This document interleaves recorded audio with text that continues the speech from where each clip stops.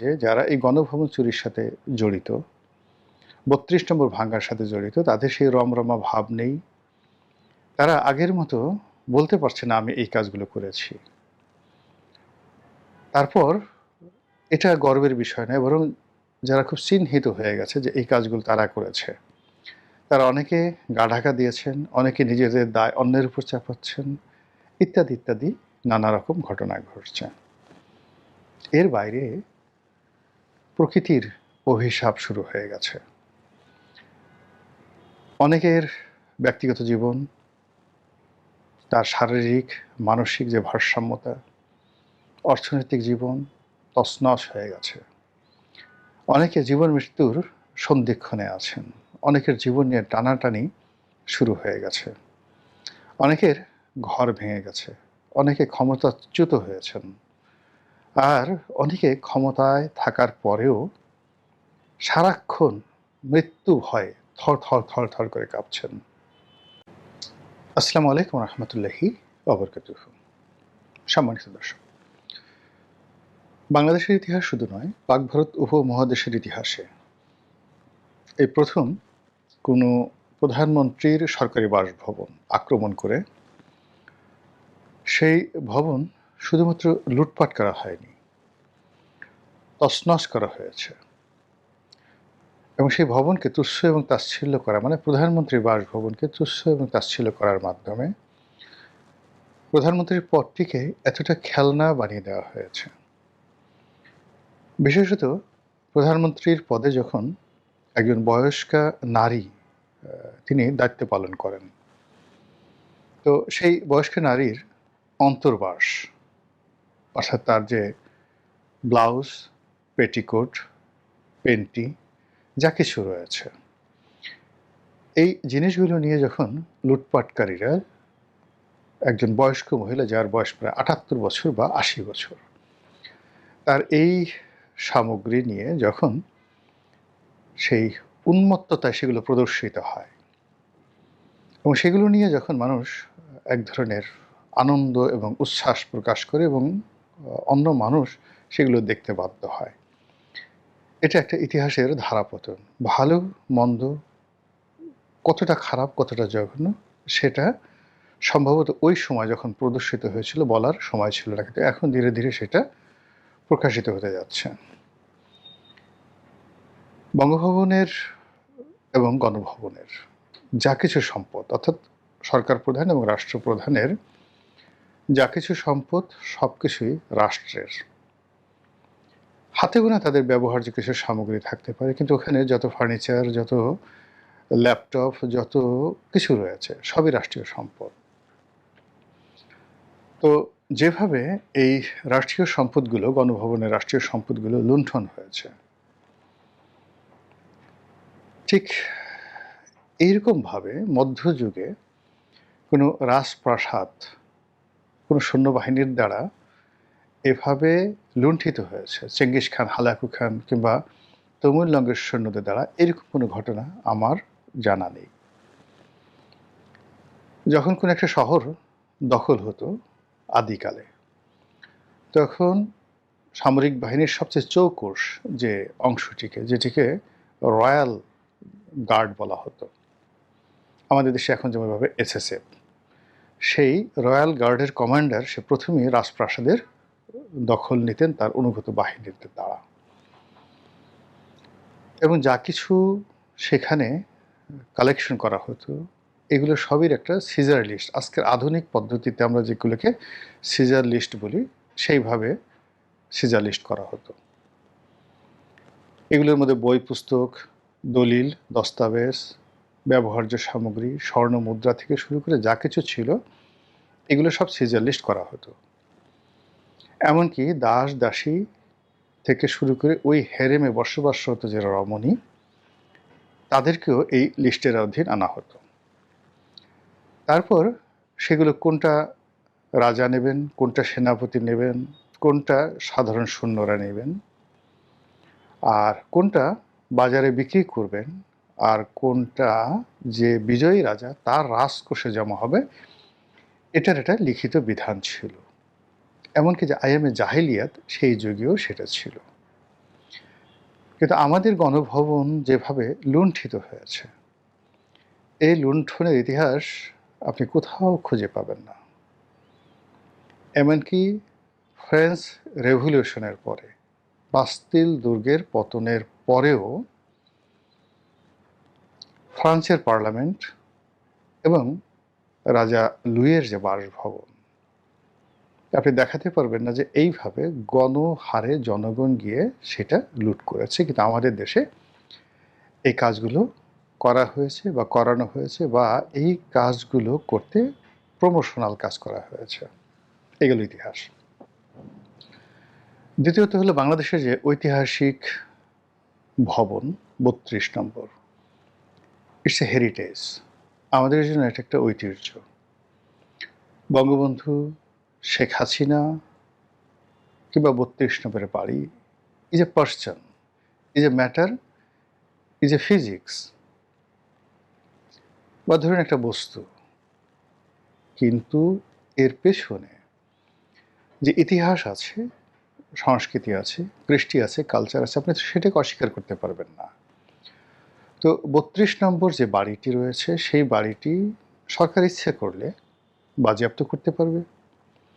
সরকার ইচ্ছা করলে এটাকে যথাযথ পরিমার্জন, তারপরে এটাকে চাইলে একেবারে ভ্যানিশ করে দিতে পারবে। যেভাবে বেগম জিয়ার বাড়ি ভ্যানিশ করে দেওয়া হয়েছে, সরকার চাইলে সেটা করতে পারে। কিন্তু যখন এরকম একটা হেরিটেজকে আপনি জনগণের হাতে ছেড়ে দিবেন, ক্রোধান্বিত জনগণ, ইট মিনস আপনার পুরো রাষ্ট্রের যে সিস্টেম, সেই সিস্টেম এতটা বিপদ এবং বিপত্তিদের মধ্যে পড়বে যে আগামীতে রাষ্ট্রের যে কোনো গুরুত্বপূর্ণ স্থাপনা, যে কোনো গুরুত্বপূর্ণ দলিল, যে কোনো গুরুত্বপূর্ণ সহায় এবং সম্পত্তি, সব কিছু, যেটিকে কেপিআই জোন বলা হয়, সব কিছু যে লুণ্ঠন হবে সাধারণ মানুষের দ্বারা, এর একটা পথ করে দিলেন। ফলে গণভবন এবং ৩২ নম্বর, এই দুটো ভবনের যে ডাকাতি, রাহাজানি, লুটপাট, এগুলো নিয়ে ডে বাই ডে যত দিন যাচ্ছে, তত মানুষের ক্রোধ বাড়ছে, ক্ষোভ বাড়ছে, বিচার চাচ্ছে। এবং যারা এই কর্মগুলো করে একটা সময় খুব আনন্দ উপভোগ করতেন, এখন তারা সবাই হতাশায় ভুগছেন, অনেকে আতঙ্কে ভুগছেন, এবং নানা রকম সামাজিক, মানসিক, পারিপার্শ্বিক এবং প্রাকৃতিক জটিলতায় পড়ছেন। আপনি যদি কোনো ব্যক্তির হক নষ্ট করেন, এই দুনিয়াতে আপনাকে তার কর্মফল ভোগ করতে হবে। আপনি যদি কোনো সম্মানিত ব্যক্তির সম্মানহানি করেন, খোদার কসম, আল্লাহর কসম, সম্মানিত ব্যক্তির সম্মান হানি করলে আরশে আজিম পর্যন্ত কেঁপে ওঠে। আপনার রিজিক বন্ধ হয়ে যায়। আপনার জন্য আল্লাহর যে সকল নেয়ামত অনিবার্য ছিল, আল্লাহ নিজে যেগুলো আপনার জন্য দিয়েছেন, সেগুলো আল্লাহ উঠিয়ে নেন। এর কারণ হলো আল্লাহ স্বয়ং সম্মান দেন ব্যক্তিকে। কাজেই আল্লাহ যাকে সম্মান দিয়েছেন, মর্যাদা দিয়েছেন, পদ এবং পদবি দিয়েছেন, তার উপর নিষ্ঠুর আচরণ করতে গিয়ে আপনাকে ১০০ বার চিন্তা করতে হবে এবং সীমার মধ্যে থাকতে হবে। ৩ নম্বর হলো মর্যাদাবান। সম্মান এবং মর্যাদা আর একটা জিনিস। কিছু মানুষ সমাজে আছেন যারা পদ পদবীর বাইরে গিয়েও মানুষের সম্মান, ভালোবাসা, বিশ্বাস, আস্থার এবং প্রেরণার উৎস হিসেবে থাকেন। এই মর্যাদাবান মানুষগুলোকে বলা হয় প্রজ্ঞাবান, the wisdom, the house of wisdom, হিকমা, হিকমার আধার, এই মানুষগুলো। এখন এইরকম সম্মানিত মানুষগুলো সাধারণত ধরুন অতীতে আপনি কনফুসিয়াসের কথা চিন্তা করেন, অ্যারিস্টটল, সক্রেটিসের কথা চিন্তা করেন, হযরত আলী রাদিয়াল্লাহু তাআলা আনহুর কথা চিন্তা করেন, সাহাবী অনেকে আছেন, কিন্তু হিকমা সম্পন্ন যে সাহাবী হযরত আলী রাদিয়াল্লাহু তাআলা আনহু। তারপর হযরত সেই লোকমান আলাইহিস সালাম, পরবর্তী যুগে ইবনে সিনা, জাভির আল হায়ান থেকে শুরু করে অন্য যে সকল স্কলার যারা হিকমা পেয়েছেন, ইমাম বুখারী, ৪ মাযহাবের ৪ ইমাম, সবাই হিকমাত ওয়ালা ছিলেন। কোনো রাষ্ট্র, কোনো সমাজ, কোনো দেশকাল যখন এদের দিকে আঙ্গুল তুলে তাকায়, মুহূর্তের মধ্যে আল্লাহর সর্বোচ্চ মানে ওই যে সম্মানিত ব্যক্তিকে অসম্মান করলে যা হয় তার চেয়ে বেশি যাকে বলা হয় গজব আল্লাহর পক্ষ থেকে নাজিল হয়ে যায়। তো গত সেই 18 মাসে ধরে এই বাংলাদেশে রাজনৈতিক ব্যক্তিত্ব, অরাজনৈতিক ব্যক্তিত্ব, শিক্ষাবিদ, ধর্মীয় ব্যক্তিত্ব, সমাজের ময় মুরব্বী, ধনী ব্যক্তি থেকে শুরু করে এই সমাজের মধ্যে যারা একটা বন্ধন তৈরি করে রেখেছিলেন, মব তৈরি করে সবগুলো তছনছ করে দেওয়া হয়েছে। ফলে কি হলো, একটা রেজিম চেঞ্জের পর যা আশা করা হয়েছিল, যে বরকত আশা করা হয়েছিল, যে ডেভেলপমেন্ট আশা করা হয়েছিল, সেগুলো সবই সকলের জন্য বুমেরাং হয়ে গেছে। মানে যারা এটা সুবিধাভোগী তারা, যারা সাধারণ জনগণ তারা, যারা দেখেছে তারা, যারা এর কাছাকাছি গেছে প্রায় সবাই এখানে মজলুম হয়ে পড়েছে। এই সমাজ তাদেরকে ধারণ করতে পারছে না। এবং আমাদের এই সমাজে এখন এতগুলো বিষয় কিলবিল করছে, এতগুলো সমস্যা, যে একটু তাকিয়ে দেখেন যে এই সমস্যাগুলো থেকে আপনি আমি কেউ কিন্তু বাঁচতে পারছি না।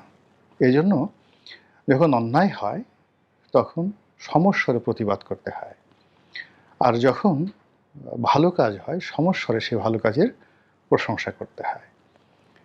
তো যেটা বলছিলাম যে ইদানিং আপনি দেখবেন যে যারা এই গণভবন চুরির সাথে জড়িত, ৩২ নম্বর ভাঙ্গার সাথে জড়িত, তাদের সেই রমরমা ভাব নেই। তারা আগের মতো বলতে পারছে না আমি এই কাজগুলো করেছি। তারপর এটা গর্বের বিষয় নয়, বরং যারা খুব চিহ্নিত হয়ে গেছে যে এই কাজগুলো তারা করেছে, তারা অনেকে গা ঢাকা দিয়েছেন, অনেকে নিজেদের দায় অন্যের উপর চাপাচ্ছেন, ইত্যাদি ইত্যাদি নানা রকম ঘটনা ঘটছে। এর বাইরে প্রকৃতির অভিশাপ শুরু হয়ে গেছে। অনেকের ব্যক্তিগত জীবন, তার শারীরিক মানসিক যে ভারসাম্যতা, অর্থনৈতিক জীবন তছনছ হয়ে গেছে। অনেকে জীবন মৃত্যুর সন্ধিক্ষণে আছেন, অনেকের জীবন নিয়ে টানাটানি শুরু হয়ে গেছে, অনেকের ঘর ভেঙে গেছে, অনেকে ক্ষমতাচ্যুত হয়েছেন, আর অনেকে ক্ষমতায় থাকার পরেও সারাক্ষণ মৃত্যু ভয়ে থর থর থর থর করে কাঁপছেন।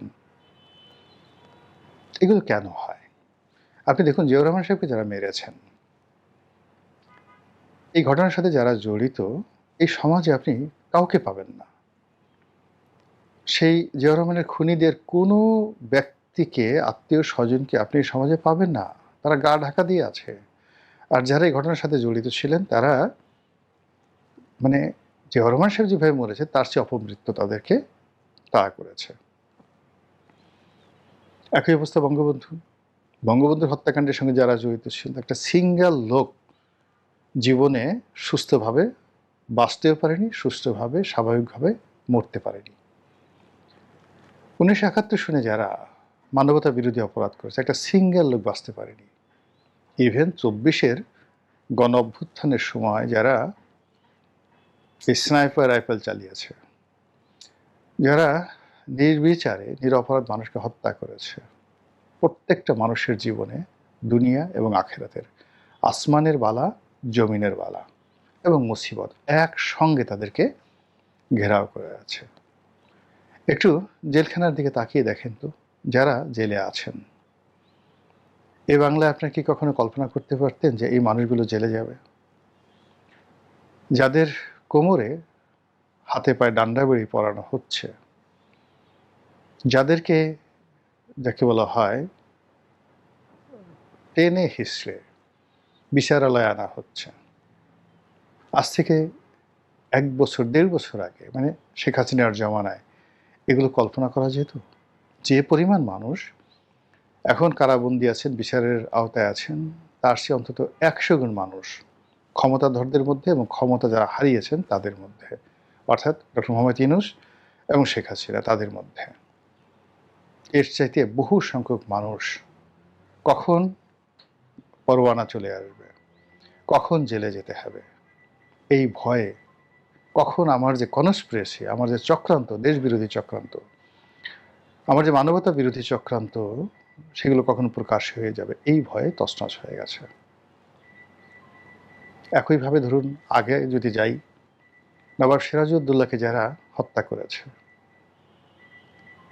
যারা পলাশীর সেই চিহ্নিত বেঈমান, বাংলাকে যারা রবার্ট ক্লাইভের হাতে তুলে দিয়েছে, একজন সিঙ্গেল মানুষ সুস্থভাবে মরতে পারেননি। আত্মহত্যা করেছেন, অনেকের কুষ্ঠরোগী হয়েছে, অনেকে পরিবার, ঘর, সংসার সবকিছু ত্যাগ করে দেউলিয়া হয়ে পড়েছেন। পাগলের মতো, ফকিরের মতো রাস্তায় রাস্তায় ঘুরেছেন। মীর কাসিমের মতো, যিনি বাংলার নবাব ছিলেন, পাগলের মতো সব জায়গায় ঘুরেছেন, ভিক্ষুকের মতো দাঁড়ে দাঁড়িয়ে ঘুরেছেন।